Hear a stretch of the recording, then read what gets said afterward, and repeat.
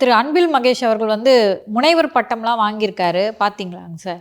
பார்த்தேன். நேற்று நான் எக்ஸ் தளத்தில் நானும் பதிவு செஞ்சுருந்தேன். நான் கல்லூரியில் படித்ததில் நீங்கள் படிச்சிருக்கிறீங்க 2 பேரும்.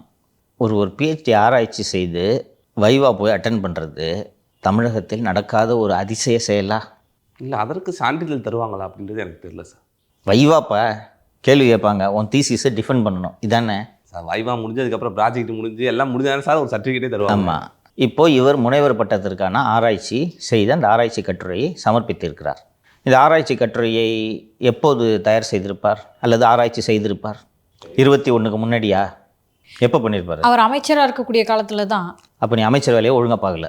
குறைந்தது ஒரு குறிப்பிட்ட நாள் இருக்குது, 200 நாளோ 300 நாளோ ஏதோ ஒரு நாட்களை சொல்கிறார்கள். அந்த குறிப்பிட்ட நாட்களுக்கு நீங்கள் உங்களோட கைடு, உங்களுக்கு ஒரு கைடு கொடுப்பாங்களே ரிசர்ச்சுக்கு, அந்த கைடோட உட்காந்து யூ ஹவ் டு ஒர்க். திருச்சியில் இருந்திருப்பாரா, சென்னையில் இருந்திருப்பாரா? மாறி மாறி இருந்திருப்பாருன்னு நினைக்கிறேன். அப்போ மந்திரி வேலையை தவிர மீதி எல்லாத்தையும் பார்த்துருக்காரு. அவர் ஆராய்ச்சி தான் பண்ணிகிட்டு இருந்திருக்காரு.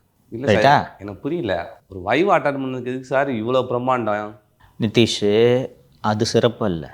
Director of school education, director of elementary education, ஐசிஎஸ்சின்னு ஒரு ஸ்கூல் சிஸ்டம் இருக்குது, ஆங்கிலோ இண்டியன், மெட்ரிகுலேஷன், அத்தனை பள்ளி கல்வித்துறையின் இயக்குநர்களும் திருச்சியில் அசம்பிள் ஆகிருக்காங்க.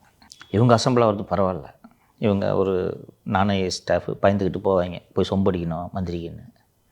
சந்திரமோகன் ஐஏஎஸ் என்ற பிரின்சிபல் செக்ரட்டரி காடரில் இருக்கக்கூடிய மூத்த ஐஏஎஸ் அதிகாரி.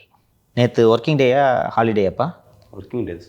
ஒர்க்கிங் டேயில் இந்த ஆள் வேலையெல்லாம் விட்டுட்டு திருச்சிக்கு போய் உட்காந்து மேடையில் போய் வேறு யாருமே ரிசர்ச் பண்ணாத மாதிரி இவருக்கு வாழ்த்து தெரிவித்து அதை இந்த ஆள் ஃபேஸ்புக் பேஜில் வர போட்டுக்கிறாரு. இப்படி ஒரு பொழப்பு புழைக்கணுமாயா நீங்கள்லாம்?